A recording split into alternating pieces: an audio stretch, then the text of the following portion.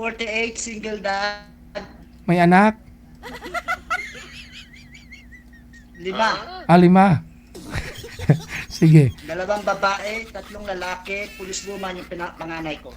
Ngayon, nasa Australia ka, saan po yung nanay nila, yung ex-wife mo? Yung una nasa Cotabato, yung pangalawa nasa Pugo, La Union. Ilan po anak nyo doon sa una mong asawa? 2. 2. Tapos 3 sa pangalawa. Mm. Sana ho yung una mong asawa? Tapos yung pangalawa, taga La Union. Aha. Naghiwalay lang po kayo ng 3 una mong lalaki asawa? doon. Ngayon, single na ako since 2013. Ba't po, ano nangyari doon sa una mong asawa? Ano ho yun, nakipaghiwalay ka? Wala, busy lang sa business. Busy siya sa Trabaho, business niya? Ah, okay. counting business negosyo. Tapos so, nag-asawa ka po ulit. Sana po yung pangalawa mong asawa, yung may 3 ka pong anak. Hindi ko na alam, almost 11 years na kami hindi nagkikita eh. Bali, dahil malayo ka, no? Dito siya sa may La Union. Ah, okay. Saan po kayo kasal, Hindi, sir? ito rin yung pangalawa kong ex-partner, hindi Aha. kami kasal. Nandito siya rin, nakilala ko siya, binubugbog siya ng Amerikano, kaya nagkatuluyan kami, nagtira sa bahay. Nagkaanak kami ng 3. Okay. Okay lang po pala yan dyan, no? Kahit magsama kayo, kahit hindi kasal. Oo, live-in partner, kahit hindi kayo kasal, okay lang. Pero 75% pag naghiwalay kayo, kuha lahat. House and lot. Kuha ng... Basta may anak kayo, Kuha may ng... karapatan yung babae. Ah, okay. Kuha ng babae yung Parang kasal na 75%. rin yun. May karapatan sila. Pero mas okay yun sa tingin ko, ha? Mas okay yung ganun, no? Mas okay yung ganun. Happy birthday, advance pala sa April 26, DJ. Kasi sinong birthday? Ikaw, April 26. Ay, mabuti naalala mo, sir. Nakalimutan ko na.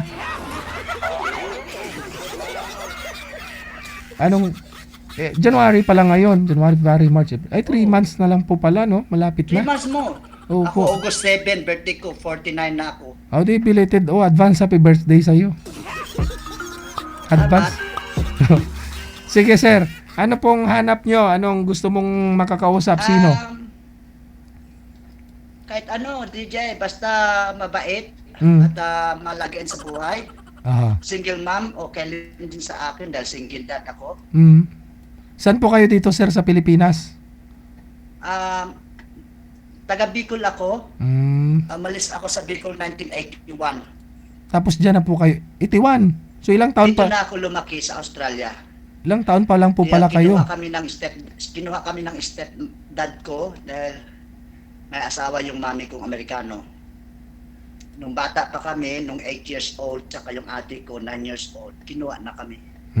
Kaya medyo bulol ako sa Tagalog, but lagi ako umuwi sa Pilipinas nung single pa ako, kaya natuto ako mag-Tagalog. At saka siyempre may mga Pinoy din dyan, kasamaan mo sa trabaho. Okay naman buhay ko dito. Okay. So yung una niyo pong asawa, dito rin pala sa may Pilipinas.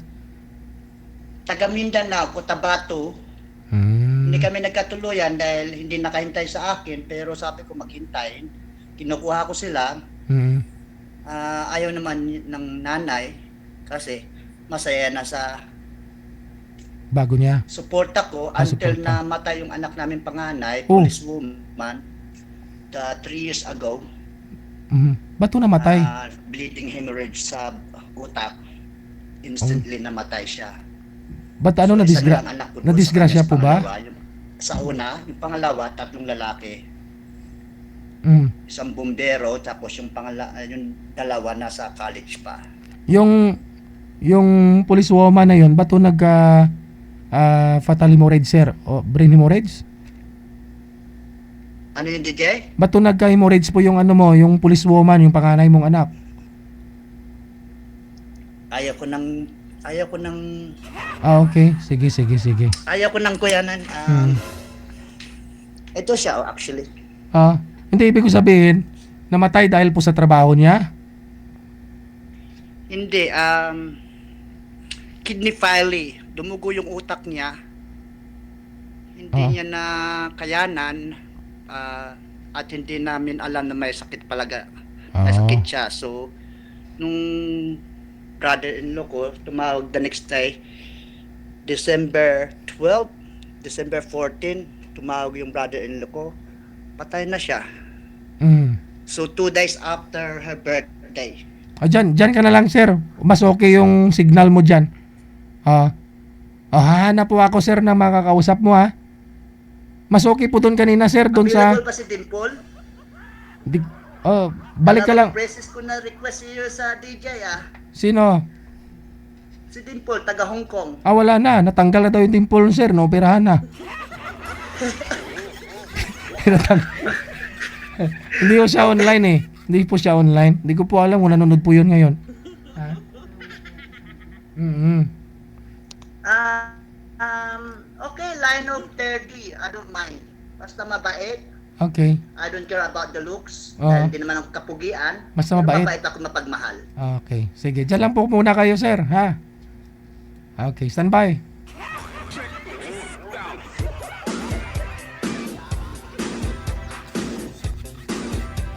Narinig niyo po. 30 plus yung hanap. Hindi naman po kagandahan. No?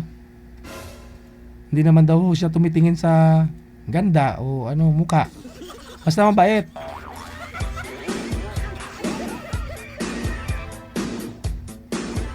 Alas 8:49 oras dito sa may Pilipinas. OFW TV Radio, powered by Gel FM 98.7.